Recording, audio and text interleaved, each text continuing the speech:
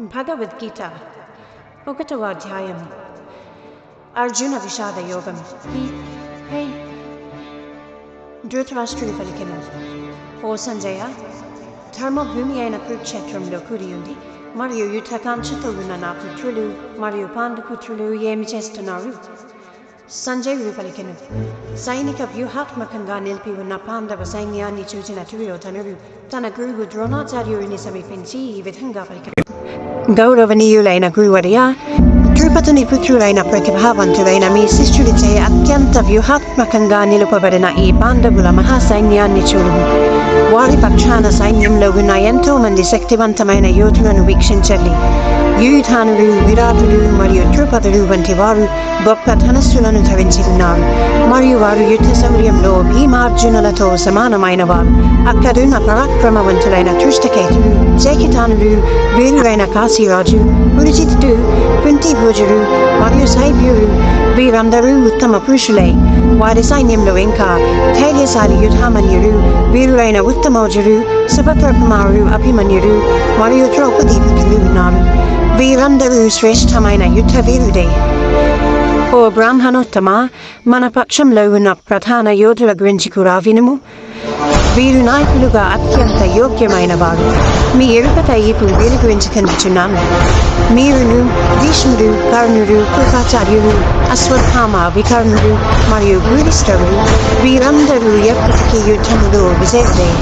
ఇంకా చాలా మంది వీరయోధులు కూడా నా కోసం ప్రాణాలు అర్పించడానికి సిద్ధంగా ఉన్నారు. వీరందరూ యుద్ధ విద్యలో ప్రావీణ్యం కలవారు మరియు అనేక రకములైన ఆయుధములను కలిగి ఉన్నారు. మన సైనిక బలం అపరిమితమైనది మరియు మనం భీష్మ పితామహుడిచే రక్షింపబడుతున్నాం. కానీ భీముడిచే జాగ్రత్తగా ఏర్పాటు చేయబడి రక్షింపబడుతున్న పాండవ సైన్యం పరిమితమైనది. కావున కౌరవ సేనా నాయకులందరికీ మీ వ్యూహాత్మక స్థానాలను పరిరక్షిస్తూ భీష్మ పితామహుడికి పూర్తి సహకారం అందించమని పిలుపునిస్తున్నాను. అప్పుడు కురువృద్ధుడు, మహోన్నత మూల పురుషుడైన భీష్మ పితామహుడు సింహంలా గర్జించాడు మరియు తన శంఖాన్ని పెద్ద శబ్దంతో పూరిస్తూ దుర్యోధనుడికి హర్షమును కలగజేశాను. ఆ తరువాత శంఖములు, డోళ్ళు, దంతాలు, బేరీలు మరియు కొన్ని వాయిద్యములు ఒక్కసారిగా మరియు వాటన్నిటికీ కలిసిన శబ్దం భయానకంగా ఉంది. ఆ తరువాత పాండవ సైన్యం మధ్యలో నుండి తెల్లని గుర్రములు నుంచి ఉన్న ఒక అద్భుతమైన రథంలో కూర్చుని ఉన్న మాధుడు మరియు అర్జునుడు తమ దివ్య శంఖములను పూరించారు.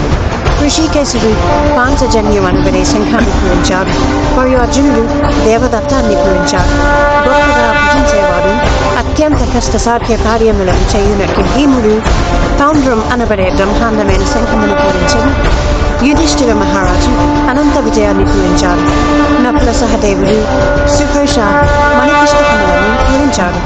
గొప్ప విలుకారైన కాశీరాజు, మహారథుడైన శిఖండి, దుష్టద్యుమ్నుడు, విరాటుడు మరియు అజయుడైన సాత్వికు, ద్రుపదుడు, ద్రౌపది యొక్క 5 కుమారుడు మరియు భుజబలము కలవారు, సుభద్రాపుత్రుడు అయిన అభిమన్యుడు వీరందరూ తమ తమ శంఖములను పూరించారు. ఓ ధృతరాష్ట్ర, ఆ భీకరమైన శబ్దానికి భూమి ఆకాశములు దత్తలు. అది తన హృదయాలను కట్టలు చేశాను. ఆ సమయంలో తన రథం జెండాపై హనుమంతుని చిహ్నం కలిగి ఉన్న పాండుపుత్రుడు అర్జునుడు తన ధనస్సును తీసుకున్నాడు.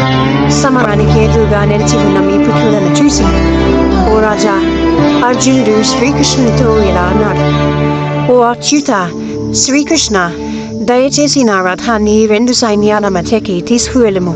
ఈ మహాపోరాటంలో రణరంగంలో నిలిచి ఉన్న ఎవరెవరితో యుద్ధం చేయవలసి ఉన్నదో నేను చూడాలి. దుర్బుద్ధి గల ధృతరాష్ట్రుని పుత్రుని సంతోషపెట్టడం కొరకు అతని పక్షాన యుద్ధానికి వచ్చి ఉన్న అందరినీ ఒకసారి నాకు చూడాలనిపిస్తున్నది. సంజయుడు ఇలా అన్నాడు, ఓ ధృతరాష్ట్ర, ఈ విధంగా నిద్రని జయించిన వారైన అర్జునుడు కోరిన విధంగా శ్రీకృష్ణుడు ఆ వైభవోపేతమైన రథమును 2 సైన్యముల మధ్యకు నడిపించి నిలిపారు. భీష్ముడు, ద్రోణాచార్యుడు మరియు ఇతర రాజుల సమక్షంలో శ్రీకృష్ణుడు ఇలా అన్నాడు, ఓ పార్థ, ఇక్కడ కూడి ఉన్న కురు వంశస్థులను చూడు. అక్కడ రెండు సైన్యములలో నువ్వు తన తండ్రులను తాతలను గురువులను మేనమామలను సోదరులను దాయాదులను పుత్రులను మనుమలను మిత్రులను మేనల్లులను మరియు శ్రేయోభిలాషులను అర్జునుడు చూచెను. అక్కడున్న తన బంధువులందరినీ చూసిన కుంతిపుత్రుడు అర్జునుడు కారుణ్య భావము పొంగిన వాడై తీవ్ర దుఃఖంతో ఈ విధంగా పలికెను. ఓ కృష్ణ, యుద్ధానికి బారులు తీరి ఒకరినొకరు చంపుకోవడానికి పూనుకుంటున్న నా బంధువులను చూసి నా అవయవాలు పట్టు తప్పుతున్నాయి మరియు నా నోరు ఎండిపోతున్నది. నా శరీరం అంతా వణుకుతున్నది. నా వెంట్రుకలు నిక్కబోర్చుకుంటున్నాయి. నా విల్లు గాంధీవం చేజారిపోతున్నది మరియు నా చర్మం అంతా మండిపోతున్నది. నా మనస్సు ఏమీ తోచని స్థితిలో అయోమయంగా తిరుగుతున్నది. ఇక నన్ను నేను స్థిరంగా ఉంచుకోలేకపోతున్నాను. ఓ కృష్ణ, కేసి రాక్షసులను సంహరించిన వారా, అంతగా శుభశకనములే కనబడుతున్నాయి. ఈ యుద్ధంలో సొంత బంధువులనే చంపుకోవటం వలన మంచి ఎలా కలుగుతుందో నేను చూడలేకున్నాను. ఓ కృష్ణ, నాకు విజయం కానీ రాజ్యం కానీ వాటి వల్ల వచ్చే సుఖం కానీ అక్కర్లేదు. మనం ఎవరి కోసం అయితే ఇదంతా కోరుకుంటున్నామో వారే మన ఎదురుగా యుద్ధం కోసం ఉన్నప్పుడు రాజ్యంతో కానీ సుఖాల వలన కానీ ఇక ఈ జీవితం వల్ల కానీ ప్రయోజనం ఏముంది? గురువులు, తండ్రులు, కొడుకులు, తాతలు, మేనమామలు, మనుమలు, మామలు, బావమరుదులు, ఇంకా ఇతర బంధువులు వీరందరూ తమ ప్రాణాలను ధనాన్ని పణంగా పెట్టి మరీ ఇక్కడ చేరి ఉన్నారు. ఓ మధుసూదన, నా మీద వారు దాడి చేసినను నేను వారిని సంహరింపను. ధృతరాష్ట్రుని పుత్రులను సంహరించినను ఈ భూమండలమే కాదు భూలోకములపై ఆధిపత్యం సాధించినా సరే ఏం తృప్తి ఉంటుంది మనకు? సర్వభూతముల సంరక్షకుడు పోషకుడు అయిన వారా, ఓ జనార్దన, ధృతరాష్ట్ర తనయులను చంపి మనం ఎలా సంతోషంగా ఉండగలం?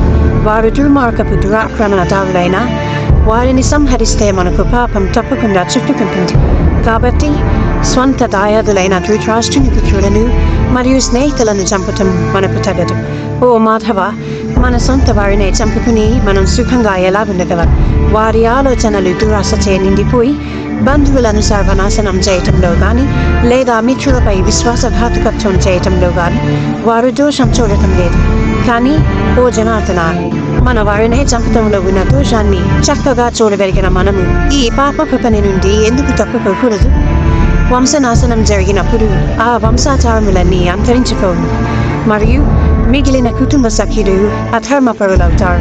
దుర్గుణాలు ప్రబలికోవటం వలన ఓ కృష్ణ, కుల స్త్రీలు నీతి తప్పిన వారు అవుతారు మరియు స్త్రీల యొక్క అనైతిక ప్రవర్తన వలన అవాంఛిత సంతానం జన్మిస్తారు. అవాంఛిత సంతానం పెరగటం వలన కులమునకు కుల నాశనము చేసిన వారికి కూడా నరకము ప్రాప్తించము. శ్రాద్ధ తర్పణములు లుప్తమైన కారణముగా ఆ భ్రష్టపట్టిన వంశపూర్వీకులు కూడా పతనమవుతారు.